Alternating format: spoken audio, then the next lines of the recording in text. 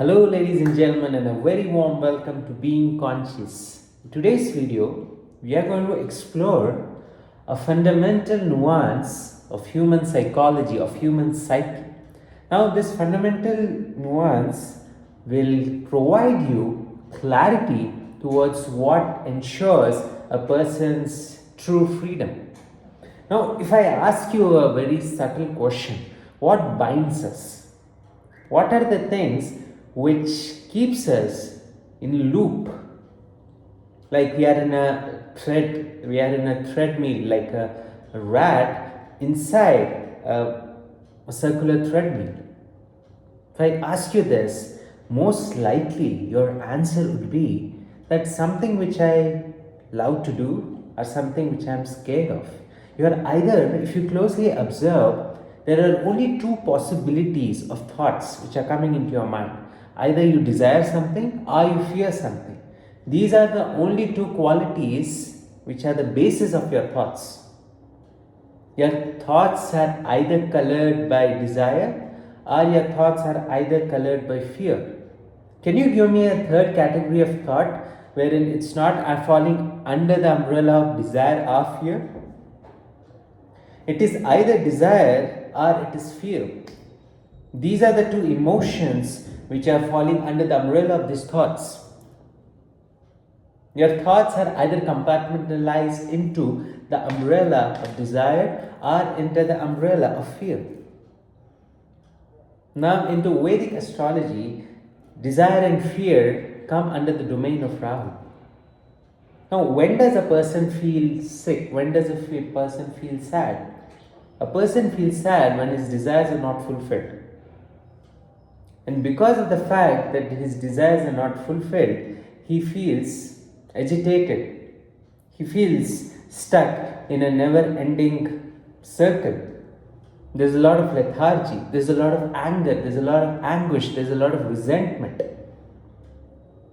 Now, a person, when you're even enjoying a meal, let's say you're enjoying a meal, right? But you have this fear that somebody is going to snatch that meal away from you. Do you think you will be able to enjoy that meal? Because you always have something which is hanging on your neck. There's a sword which is hanging around your neck all the time, 24/7. Now, because of this constant agony, this constant unease, there is a lot of chaos which is happening in your mental conditioning. And because of this chaos in your psyche, in your psychological process, there is a lot of non-clarity in your consciousness. As opposed to a person who goes with the flow, who doesn't take a lot of load, and is always in ease. When he's at ease, he's always away from dis-ease, because there is no discomfort in the way he processes reality. He's always going with the flow, and this flow is what is called the domain of Jupiter. Now, when Jupiter works well in the system, in the consciousness, the person goes with the flow. He doesn't belong to the philosophy of control. He belongs to the philosophy of letting go. He belongs to the philosophy of absolute surrender. And when there is a spirit of absolute surrender, there is total freedom. And as a result of that, this involves the blessings of Jupiter. And when Jupiter is really active in a person's life, he doesn't like to control things. He believes in the divine will, and he surrenders every breath of his life to the divine, and he just enjoys the process. Whereas a Rahu-oriented person will always try to control the outcomes. He will become a control freak. He will be a control freak to such an extent that if something doesn't align with his agenda, he will go topsy-turvy. He will feel agitated. He will have a lot of anguish, a lot of resentment, because he wants reality to succumb to his version of reality. He wants reality to lie after the desires of his own understanding. That is the thought process of a Rahu oriented person. But a Jupiter oriented person has freedom in his mindset. He's very conscious of what needs to be done, and he doesn't really care about the results. He stops caring about what the world thinks about him. He stops controlling public perception. He just goes with the flow. But a Rahu oriented person gets really upset if something doesn't happen according to whims and fancies of his understanding. This is the difference between what Rahu gives. Rahu might give you a lot only to keep you stuck. But the dopamine kick which Rahu offers is so addictive that the mind always wants to keep going back and forth. And because of that, going back and forth, a person would always want to do the things which Rahu offers: instant pleasure, instant gratification. Now, this is the difference between these two planets. It is not rocket science to understand which aligning towards which planet would be beneficial to us in the long run. Because remember, no matter what Rahu promises to give, however shinier, however glamorous the things which you get in the domain of Rahu, it always comes with a lot of emotional overload, with a lot of anxiety. I'm reminded of a Stoic philosophy which talks about understanding the circle of concern. When you have the capability to clearly distinguish between what are the things which comes under the ambit of your control and what are the stuff which are not under the ambit of your control, then you have a discernment, you have a discerning lens to understand that these are the elements which are out beyond my control, and these are the elements which are under my control. And that clear sense of distinction, that clear sense of insight between what comes under the umbrella of my control and what doesn't makes the difference. Makes the difference in our understanding, makes the difference in creating the impact.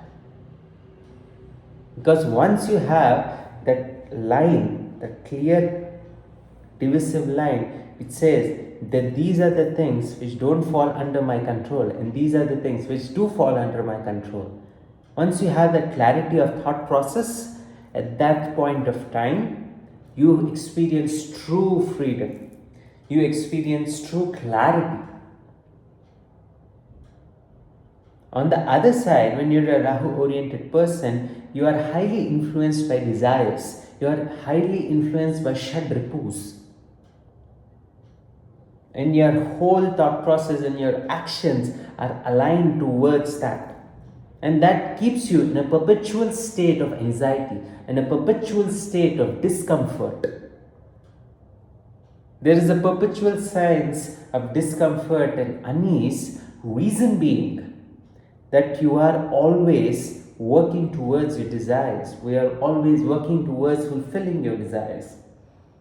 But if you are an oriented person, if you are a Jupiter oriented person, you don't really care about what the future holds for you. You just do what is necessary. There's a huge difference between what you consume and what you apply. A person can consume whole day all kinds of stuff, all kinds of material, all kinds of philosophical videos. But how much you apply that philosophical content in your life is the domain of Jupiter. Jupiter's domain is practical application. The domain of Jupiter is practical application. And through that wisdom, through that knowledge, comes freedom. Because now you are in the flow, you are in the moment. You don't really care about what the outcomes of this particular situation would be. But you are always consciously aligned with your agenda. You just do your work. A Jupiter's mind is like a monk's mind. He just does his work and he retires for the day. He doesn't give a damn about what the world thinks about him. He really doesn't care because his mindset is very clear. He's absolutely free from public perception. because he understands the futility of agreeing to the whims and fancies of public perception. He understands that the complete misnomer, this identity crisis, he understands the futility of trying to buy in to the perception, trying to fit into the public perception, because he understands with deep clarity that something which is changing is not truth. He clearly understands the difference between what is truth and what is false. Truth is that which does not change with time. If I ask you this question, what is truth? If you look at sun has been there. Sun is called the eternal Sakshi, which means sun was there 10,000 years from now. Sun is going to be there 15,000 years from now. It is not going to change. It is always there as the cosmic witness. He's always making a note of what's happening in the universe. People may be born and die, but the sun constantly observes what's happening. Now that is what is truth. False is perception. Today someone might be on the peak, tomorrow they may fall down. That is changing. Anything which changes with time cannot be called as truth. It doesn't qualify to be called as truth. What can be called as truth is something which is unchanging, something which cannot be challenged to the test of time. If something stands the test of time, that means that is the truth. I hope this message, this video brings value to you and provides you a fresh perspective on what control versus freedom truly is. Thank you so much for your video. Thank you so much for your time on my video, and I'll meet you in the next video. Bye.